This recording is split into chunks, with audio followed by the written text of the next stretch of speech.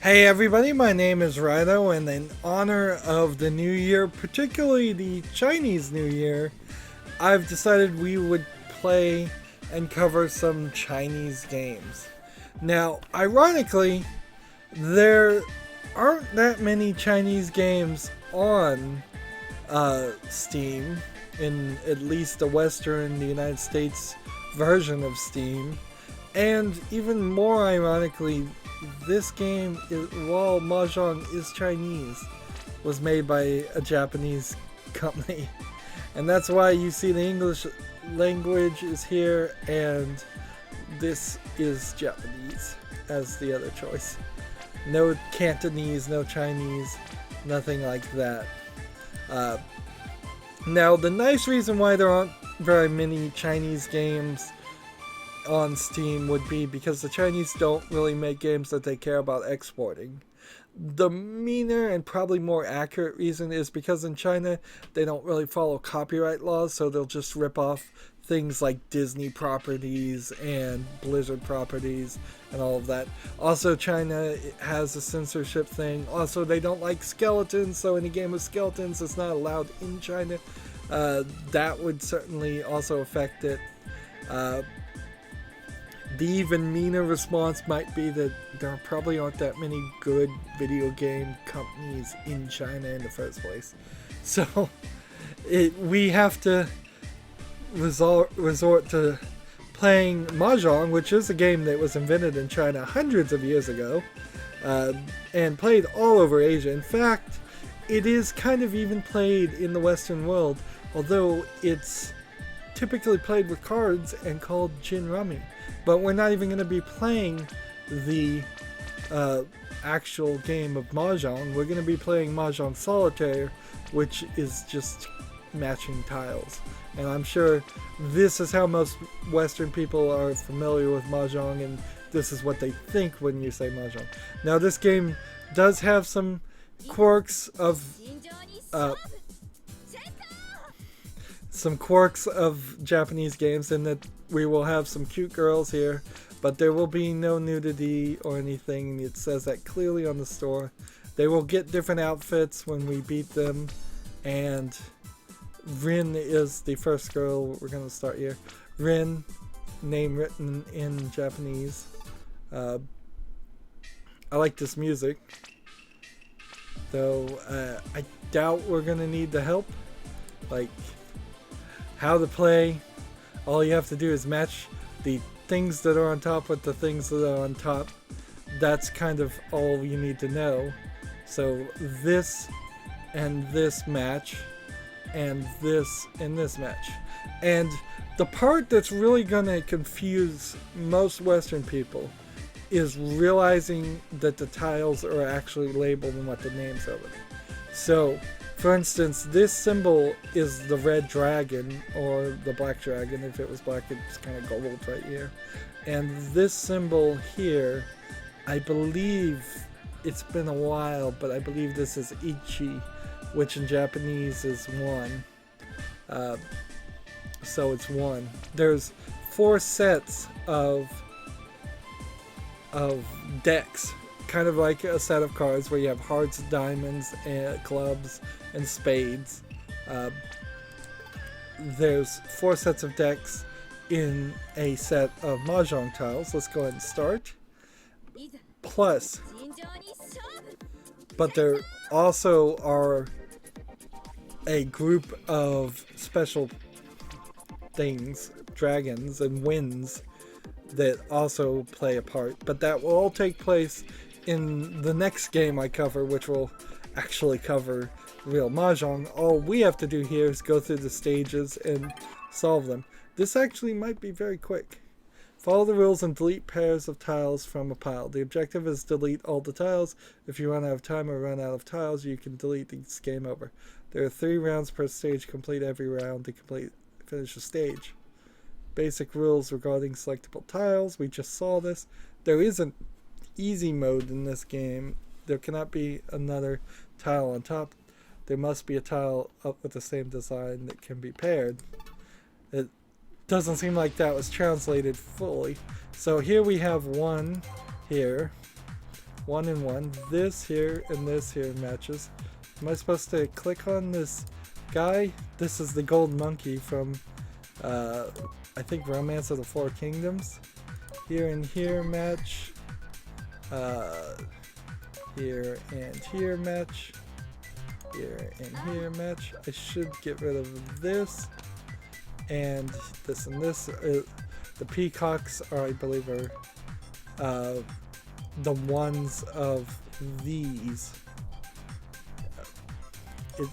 There's round ones. There's bamboo. There's the ones that are written in Japanese and Cantonese. I assume. Notice there's 3 here, so it's kind of important, but not really, because this in this match right there seems like they're going to make sensual sounds when you match the tiles. So don't know where that idea came from. So our time is bouncing up every time. Pretty simple here, just find the matches. And there's certainly a lot of screen getting taken up by non-important elements in this game. Success. Round 1 done. So let's try to keep this things moving. Now, the more things that are stacked, the better. This one and this one are the blank tiles. They should be matched together, I believe. Otherwise, I just wasted 2 wilds. Here's the black dragon. No, that might actually be a wind there. It's been a while, so this and this don't match. So it is a blank with blank. You really, these symbols could be anything at all, honestly. But the thing about this Solitaire versus playing a similar version of Solitaire with cards is you're going to have a lot less stacked up. You can only go so high with these tiles before it would probably collapse in the real world. And I don't think you'd find too many people in the East actually playing Mahjong Solitaire. They could probably find 3 other people, which is how many you need to play Mahjong easily. But the idea is in the East, at least when this game was invented, the idea of having cards was, or paper, would have been more expensive than having stones or tiles carved out of, say, ivory or bone or something, or just stone. So stage 2 success. And I assume Rin here is trying to teach me all this. The golden monkey, by the way, has a staff that he can expand. If he seems somewhat familiar to Goku in the Dragon Ball series, and then further on to Dragon Ball Z, but particularly in the Dragon Ball series, there is a reason for that, because that is who Goku is based after. Oh, and look, every time this goes down, it's changing her clothes. That's certainly not usually part of this. I swear, when I purchased this, which I did purchase last year during Chinese New Year, so this was what was on sale, I was simply looking for a Mahjong Solitaire game. And of course, people want to try to sell, so they sex sells, what do you say? And so different outfits, although there is no sex in this game. So you really have plenty of time. You would have to get really confused about the symbols to have any trouble with this. Right now, at least, it probably will get harder later, but you could almost just wildly click around in empty space. Now there are ways to make mistakes. Say if I take this and then there was one on top that needed to match, that would be a problem. Also, look here, this one is surrounded by 4 and it's not allowing me to do that, which I find kind of interesting on by myself. Like, it has to have like 2 sides unmarked. And see, I gotta be careful here to not play the wrong way. Let's see, this here. This here. So it's like he's undressing her, but he's just changing her dress.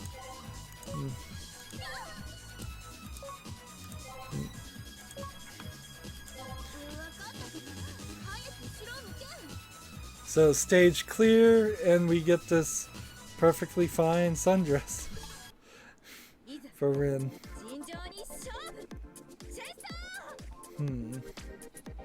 So let's move on to stage 2. We'll probably only spend about 4 recordings here at this rate, because there's actually not that much gameplay here. I may, just as a first assessment, have not gotten the best solitaire for Mahjong because of the fact that if it only has like 4 levels and they're not randomized and the puzzles are the same, even if the layouts are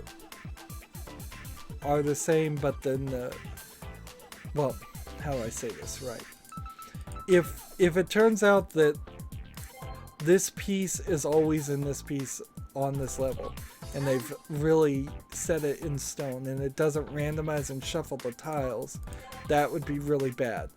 But even if it is randomizing and shuffling the tiles for each of the 3 stages per level, or 3 levels per stage, as I think they're calling it, it's still not really that enough as far as variety, because you would hope to see 50, 60, 100 plus layouts in which you could play Mahjong Solitaire and rearrange these tiles.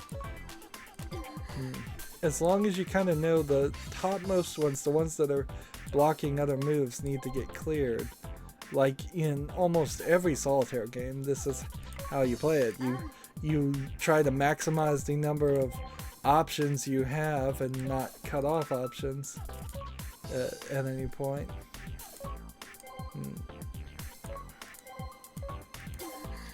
See, feels like I might run into a slight problem here, but not quite. Almost there. And they say success. Now, I can't really say that Mahjong Solitaire actually was invented in China. It almost certainly was. It's a simplistic enough game that as soon as you invented Mahjong itself, you would almost certainly have a solitaire. I have not seen this piece before. I've never seen a piece with a red maple leaf. I don't know what that's about. That might be the logo of the creators of the game or something.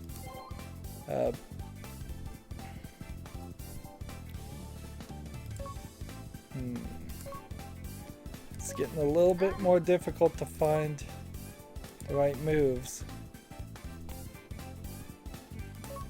Let's see, 4, 5. Yeah, the game might be giving me a little trouble now.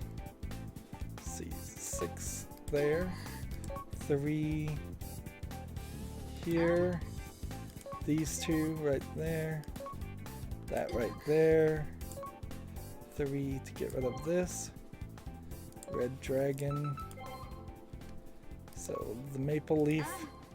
Oh, that was a bad mistake though. I just lost.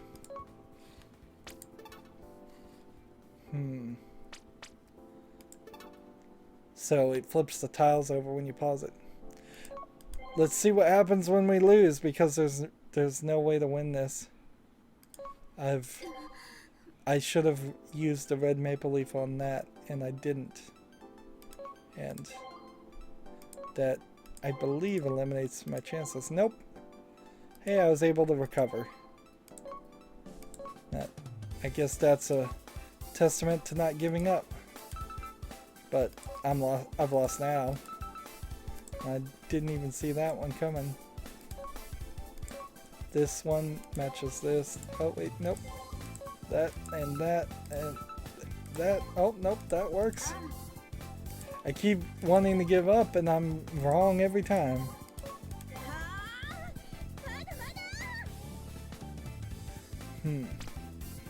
Next round. So, when you play real Mahjong, it's a lot longer of a game than the Solitaire, because there's 4 people playing and there's strategy and there's all kinds of tricks and a lot of words that you would want to eventually learn the meaning of, so that you might be able to at least hold your own if you were playing it with an Eastern person who grew up their entire life playing Mahjong. You also want to be careful here not to move too fast and make mistakes. Now, it is a mistake to just click on something and try to find the match to that thing. It's better to keep your eyes and your vision wide and look for all of the pieces, not just one match for everything. If that makes any sense. So don't focus in and be hyper obsessed about finding the one piece that works for the one place you think you need to move next. You have to keep an eye on everything. So they're escalating this a little quickly, I can see over there on the left with the bikini. And this girl Rin is quite filling out her bikini too. Now, unfortunately, I'm gonna have to complain here and say, since there's a time limit, you really can't show me a bikini clad girl and then make me be happy because I can't look at it. So you're not satisfying the audience that you're assuming this game is for. Which honestly, that's not the audience. I'm not that audience. I really wanted to play Mahjong Solitaire here. I really wanted the whole screen to be filled up with Mahjong tiles, and unless there's something in the options to change that, which I seriously doubt since there's this whole mechanic here, that's a little disappointing, and I'm running out of time, so I need to hurry up a lot faster.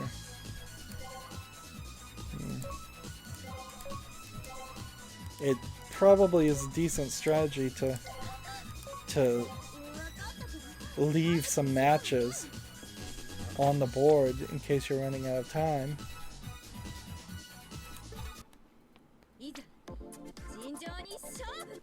So if stage 2 is the bikini and we've now unlocked Risa with stage 3, and remember, this is English language is on, so like, yes, you can go full screen and yes, you can go easy mode, but that's kind of all you can do. Then the dressing room, of course. And the dressing room is just a asset viewer to look at the things. I suppose at any point you can press print screen on the game and you could move her around, although she's not really moving, and the wheel zooms her in and out, but the middle mouse click button doesn't do anything. So, say you wanted her standing right here. You kind of have to hide the mouse where you want her. Then hit print screen on the computer. Then open up like Paint and then save that picture. Yeah, there's just no feature in the game itself. That's pretty lackluster. But let's move forward. So unless stage 3 gets really difficult, I imagine we're going to be done with stage 4 pretty quickly. And this game clearly says on the thing there's no nudity. So if it went from this to bikinis, it's got to be some other kind of outfit here. Let's find out what happens. She always starts in her kimono, so that's a factor. And I wonder if it's always going to be flying monkey. I possibly. And this is certainly a mess of tiles, building up quite a lot here. Let's see. I want to get rid of all of these big tall ones. Anything that's on top of anything else has got to go as a top priority.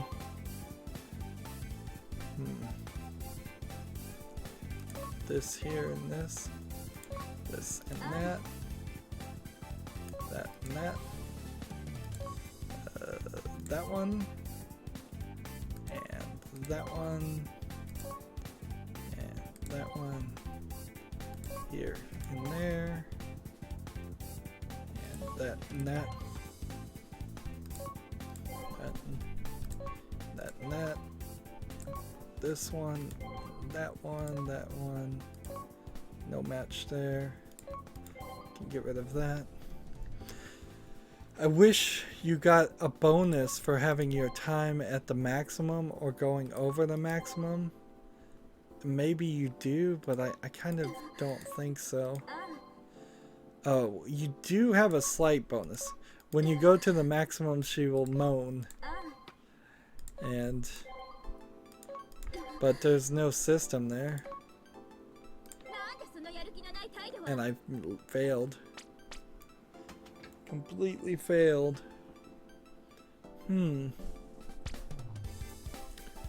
So, save the current round. You can play from the beginning of this round at the next game startup. That's nice to know. So,